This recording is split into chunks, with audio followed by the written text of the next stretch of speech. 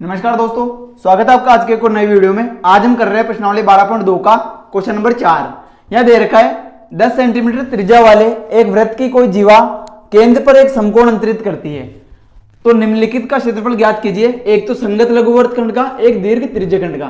तो सबसे पहले अपने को क्या दिया हुआ है, एक वृत्त दे रखा है जिसकी कोई जीवा है। जीवा क्या होती है, व्यास से छोटी है, ठीक है। तो व्यास से ऊपर नीचे कहीं पे भी जीवा हो सकती है।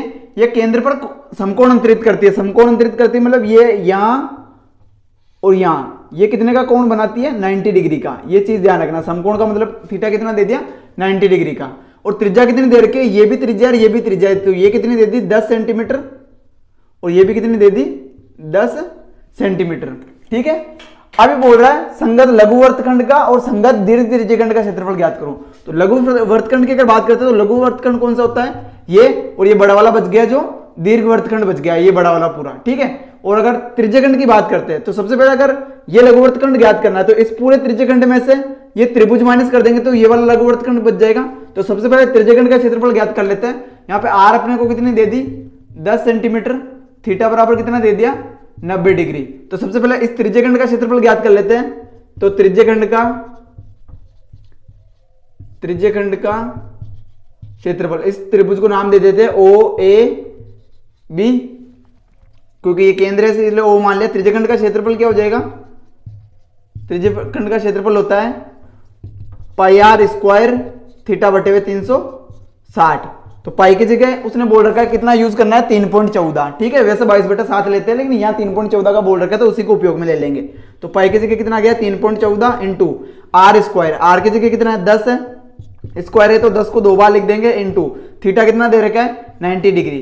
थीटा दे नहीं रखा लेकिन उसने बोल रखा है कि समकोण अंतरित करता है, और समकोण कितने का होता है, 90 डिग्री का, बटे हुए में 360। यहाँ 0 से 0 कट जाएगा, 9 चौक 36, और यहाँ पॉइंट हटाएंगे तो 2 0 बढ़ जाएंगे, 1 0 से 1 0 कैंसिल, 1 0 से 1 0 कैंसिल। तो यहाँ बच गया 314 बटे हुए 4। यहाँ भाग देंगे तो कितना हो जाएगा, 4 का भाग देंगे इसमें तो 4 7 28, बच गए 3।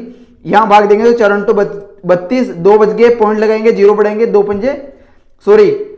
बच गए, पॉइंट लगाएंगे, 0 बढ़ाएंगे, और 4 5 20। तो ये हो गया 78.5 सेंटीमीटर स्क्वायर। ये आ गया त्रिज्यखंड का क्षेत्रफल। अब सबसे पहले लघु वृत्तखंड का क्षेत्रफल ज्ञात करना है। तो फर्स्ट में यहां लिख देते हैं संगत लघु वृत्तखंड का क्षेत्रफल। संगत लघु वृत्तखंड का क्षेत्रफल ज्ञात करेंगे तो वो क्या होगा, त्रिज्यखंड का क्षेत्रफल, त्रिज्यखंड का क्षेत्रफल माइनस त्रिभुज ओ ए बी का क्षेत्रफल। मतलब इस वाले पूरे त्रिज्यखंड में से अगर ये वाला त्रिभुज माइनस कर देंगे तो ये लघु वृत्तखंड बच जाएगा अपने पास में, ठीक है। संगत लघु वृत्तखंड का क्षेत्रफल आ जाएगा। तो त्रिज्यखंड का क्षेत्रफल अपने पास कितना आया हुआ है, 78.5 माइनस समकोण त्रिभुज का क्षेत्रफल क्या होता है, 1/2 आधार गुणा ऊंचाई, आधार गुणा ऊंचाई। तो यहां से इसको करेंगे तो ये हो जाएगा 78.5 माइनस 1/2। आधार कितना आ जाएगा, अगर इसके 90 डिग्री की बात करते हैं तो ये इस तरह से त्रिभुज बन रहा है, चाहे ये 90 डिग्री है अगर, तो ये नीचे आधार कितना बच गया, 10, और ये ऊंचाई कितनी बच गई, 10। तो यहाँ आधार कितना हो गया, 10, इंटू ऊंचाई भी कितनी हो गई, 10। यहाँ 2 से काटेंगे तो 2 पंजे 10, तो ये हो गया 78.5 माइनस 5 50, और 78.5 में से 50 घटाएंगे तो कितना बच जाएगा, 28.5 सेंटीमीटर स्क्वायर। तो ये आ गया अपना संगत लघु वृत्तखंड का क्षेत्रफल। अब संगत दीर्घ त्रिज्यखंड का क्षेत्रफल ज्ञात करना है। तो सेकंड अपने को ज्ञात करना है संगत दीर्घ त्रिज्यखंड का क्षेत्रफल, संगत दीर्घ त्रिज्यखंड का क्षेत्रफल। वैसे इसका सीधा सा फॉर्मूला होता है लेकिन मैं आपको फॉर्मूला निकाल के बता रहा हूं यहाँ पे।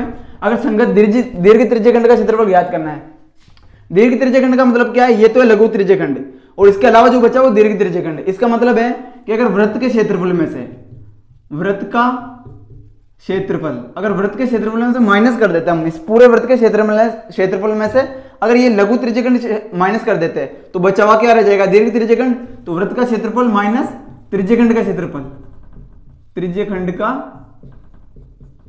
क्षेत्रफल की अगर अपन वृत्त के क्षेत्रफल में से त्रिज्यखंड का क्षेत्रफल माइनस कर देते हैं, इस पूरे वृत्त में से त्रिज्यखंड माइनस कर देंगे तो क्या बच जाएगा, दीर्घ त्रिज्यखंड। तो यहाँ वृत्त का क्षेत्रफल क्या होता है, पाई आर स्क्वायर माइनस त्रिज्यखंड का क्षेत्रफल क्या होता है, पाई आर स्क्वायर थीटा बटे 360।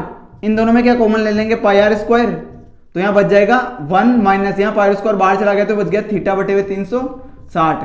तो ये हो गया पाई आर स्क्वायर 360 एक से गुणा होगा तो क्या हो जाएगा 360 माइनस थीटा बटे 360। तो ये वाला जो फॉर्मूला है ये क्या है, संगत दीर्घ त्रिज्यखंड का क्षेत्रफल है। अगर आप ये पूरा करना चाहो तो आपकी मर्जी, बाकी अगर आप यहीं से सीधा करने लग जाओगे तो भी क्या आ जाएगा, आपका दीर्घ त्रिज्यखंड का क्षेत्रफल आ जाएगा।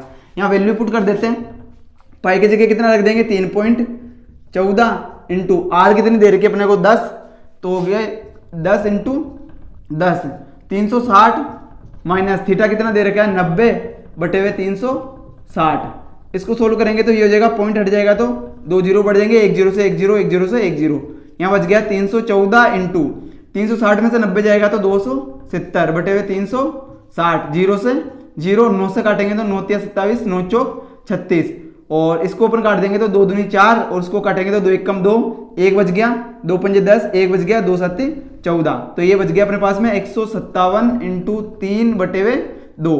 इसको गुणा कर लेंगे तो कितना आ जाएगा 3 7 तो 21 का 1 हासिल लगे 2, 3 पंजे 15 और 2 17 हासिल का 1, 3 एकम 3 और 1 4 बटे 2, और इसमें भाग देंगे तो 2 दूनी 4, साथ में भाग देंगे तो 2 तिया 6, 1 बच गया, 2 पंजे 10, फिर 1 बच गया तो 2 पंजे 10, यह आ गया 235.5 सेंटीमीटर स्क्वायर। अतः संगत लघुवृत्तखंड का क्षेत्रफल तो आ गया 28.5 सेंटीमीटर स्क्वायर और संगत दीर्घ त्रिज्यखंड का क्षेत्रफल आ गया 235.5 सेंटीमीटर स्क्वायर। तो ये था अपना क्वेश्चन नंबर 4 जो एग्जाम के दृष्टि से इंपॉर्टेंट है। यहाँ इस चीज का ध्यान रखना, 22/7 की जगह ये रखना है क्योंकि इसमें क्वेश्चन में दे रखा है। आई होप कि आपको वीडियो समझ आया होगा। मिलते हैं नेक्स्ट वीडियो में।